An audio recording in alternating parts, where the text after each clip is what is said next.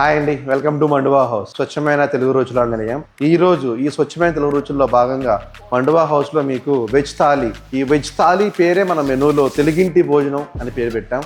ఆ పేరుకి తగ్గట్లుగానే తెలుగింటి ఫ్లేవర్స్తో స్వచ్ఛమైన అచ్చు తెలుగు రుచులతో ఉంటుంది అన్నమాట.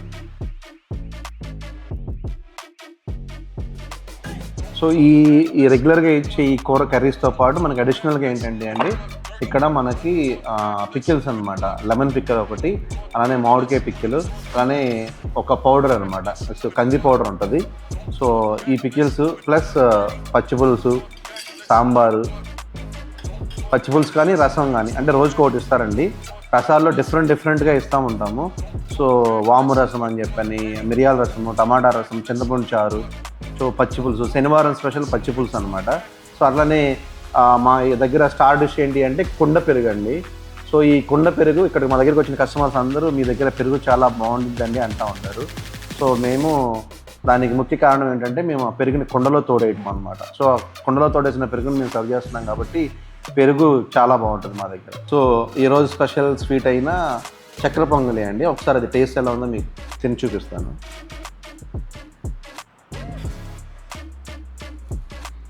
చక్కెర పొంగలి బాగుందండి, అన్నీ పర్ఫెక్ట్గా ఉన్నాయి. హైలైట్ ఏంటంటే ఈ చక్కెర పొంగలిలో ఎప్పుడైనా సరే దీనికి మెయిన్ ఇంగ్రీడియంట్ చాలామంది అందరూ డ్రై ఫ్రూట్స్ లేకపోతే స్వీట్ ఇలా అనుకుంటారు. కాకపోతే చక్కెర పొంగలిలో ఖచ్చితంగా పడాల్సింది ఏంటంటే పచ్చకర్పూరం. ఆ పచ్చకర్పూరం వేస్తేనే ఆ చక్కెర పొంగలికి ఆ టేస్ట్ వస్తుందండి. నెక్స్ట్ ఫ్లేవర్ రైస్ అండి. సో ఈరోజు ఫ్లేవర్ రైస్ మనం ఇస్తుంది చింతపండు పులిహార. ఇది కూడా అంతే, ప్రతిరోజు ఒక్కొక్క స్టైల్ ఆఫ్ ఫ్లేవర్ రైస్ ఇస్తామన్నమాట. టమాటా రైస్ అని, పుదీనా రైస్ అని, వెజ్ పులావ్ అని, కరివేపాకు రైస్ అని, ఇలాగా డిఫరెంట్ ఫ్లేవర్ రైస్ ఇస్తూ ఉంటాము. సో ఈరోజు స్పెషల్ ఏంటి అంటే చింతపండు పులిహార.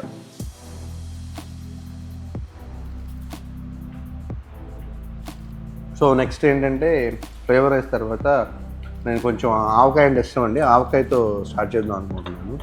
సో కొంచెం ఆవకాయ తీసుకుంటున్నాను. ఆవకాయ, సో ఈ ఉట్టి ఆవకాయ కాకుండా దీంట్లోకి మనం ఇక్కడ కందిపొడి ఇస్తామండి. ఆ కందిపొడి కలుపుకొని తింటే ఆ టేస్ట్ చాలా బాగుంటుంది. సో దీంట్లో కొంచెం అట్లాగా నెయ్యి వేసుకోవాలి. సో కొంచెం నెయ్యి యాడ్ చేస్తున్నాను. సో నెయ్యి లేకపోతే బేసిక్గా ముద్ద దిగదండి. సో నెయ్యి ఉండాలి ఐటెంలో. సో అందుట్లోనూ ఎస్పెషల్లీ ఆవకాయలో నెయ్యి లేకుండా ఆవకాయ తినాలంటే కష్టం. సో ఈ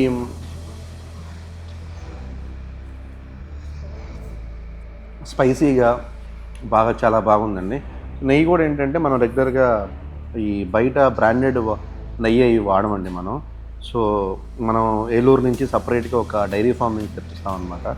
సో నెయ్యి కూడా ఆ అరోమా కానీ ఆ స్మెల్ కానీ చాలా బాగుంటుంది. మా కస్టమర్స్ కూడా రెగ్యులర్గా నెయ్యి బాగుంటుందండి అని చెప్తూ ఉంటారనమాట ఇక్కడ. సో ఇప్పుడు దోసకాయ చట్నీ అండి. సో ఈ దోసకాయ ముక్కల చట్నీ ఎలా ఉందో చెప్తాను. దీంట్లో కొంచెం ముద్దపప్పు యాడ్ చేసుకుంటున్నాను.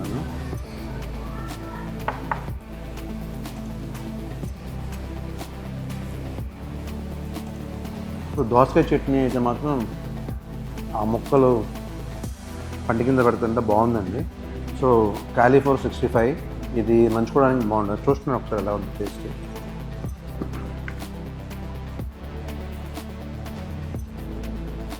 ఇది కూడా క్రిస్పీగా బాగుందండి. అంటే మనం ఏ చట్నీ ఏదైనా కలుపుకున్నా కూడా నంచుకోవడానికి బాగుంటుంది అనమాట.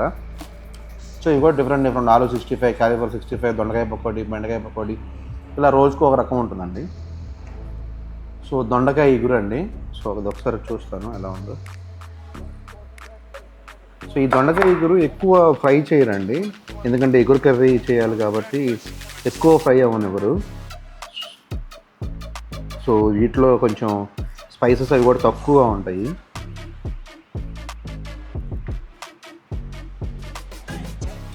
ఇగురు కర్రీ జనరల్గా కొంచెం సాఫ్ట్గా సింపుల్గా ఉండేలాగా చూస్తాం అన్నమాట, ఎందుకంటే అందరూ రైస్లో కలుపుకొని తింటారు కాబట్టి. సో పులుసు కర్రీ అండి. ఈరోజు పులుసు కర్రీ పునుగుల పులుసు కర్రీ అండి. సో ఇది కూడా అంతే, రోజుకి ఒకటి ఇస్తాము. అంటే వడల పులుసు కానీ, అరటికాయ చాప్ పులుసు కానీ, మునక్కాయ టమాటా పులుసు కానీ, అట్లా ఒక రోజుకి ఒక పులుసు ఇస్తాము. ఈరోజు స్పెషల్ ఏంటంటే పునుగుల పులుసు. బేసిక్గా దీన్ని కొంచెం పులుపు టేస్ట్ స్టైల్ ఎలా చూస్తాం అనమాట, ఎందుకంటే ఆల్రెడీ మనకి ఒక మసాలా కర్రీ, ఒక సాఫ్ట్గా ఉండే ఎగురు కర్రీ, ఆయిల్ ఫ్రై ఇవన్నీ వచ్చినాయి కాబట్టి పులుసు కర్రీ కొంచెం పులుపుగా ఉండేలాగా ప్రిఫర్ చేస్తాం. సో నెక్స్ట్ సాంబార్ అండి. అంటే ఈరోజు స్పెషల్ పప్పుచారు. జనరల్గా రోజు సాంబార్ ఉంటాయి, శనివారం గురువారం మాత్రమే పప్పుచారు ఉంటాయండి. సో మీకు ఈ మధ్య చూసే ఉంటారు, జబర్దస్త్ టీమ్ వచ్చింది మన హోటల్కి, వాళ్ళ మోస్ట్ ఫేవరెట్ అనమాట ఈ పప్పుచారు. సో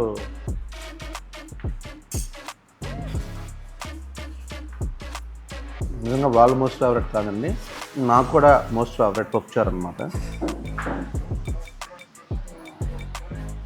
పచ్చిపులుసు అండి.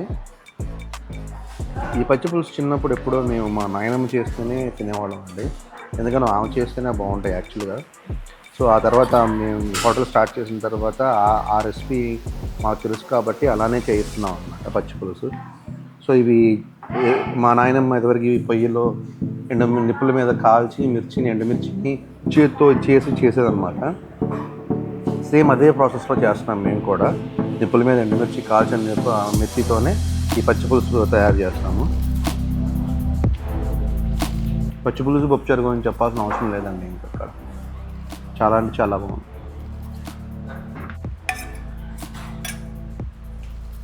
కుండ పెరుగండి. సో మా దగ్గర చాలామంది కస్టమర్స్ చెప్పింది ఏంటి అంటే, ఈ పెరుగు చాలామంది ఒక్కొక్కసారి ఒకరోజు త్వరగా అయిపోద్ది అనమాట. ఇది అయిపోతే మనం జనరల్గా బయట కర్డ్ యూస్ చేస్తాము, ఎందుకంటే మనకు రోజు ఇంత క్వాంటిటీ అని తెలుసు కాబట్టి మనం అంత చేస్తాము. సడన్గా ఎప్పుడన్నా క్రౌడ్ వచ్చిన రోజు మనకి ఈ కుండ పెరుగు ఉండదు, ఆ రోజు కొంచెం కస్టమర్ డిసప్పాయింట్ అవుతాడు అనమాట. సో మోస్ట్ ప్రాబబ్లీ ఎక్కువ ఉండటానికే ప్రయత్నం చేస్తాం మేము, బట్ అన్ఎక్స్పెక్టెడ్ క్రౌడ్ ఏదైనా వచ్చిన రోజు మాత్రం కొంచెం ఇదవుతుంది. సో దీనిలో నంచుకోవడానికి ఒక చిన్న నిమ్మకాయ ముక్క వేసుకుంటున్నాం. సో ఇదండి మండువా హౌస్ తెలుగింటి భోజనం. స్వచ్ఛమైన నాయనమ్మ అమ్మమ్మ చేతి రుచి వంటలు అనమాట ఇవి మా దగ్గర. సో మీరు కూడా ఒకసారి వచ్చి మా భోజనం చేసి ఎలా ఉందో మాకు రివ్యూ ఫీడ్బ్యాక్ ఇస్తారని చెప్పని కోరుకుంటూ సెలవు.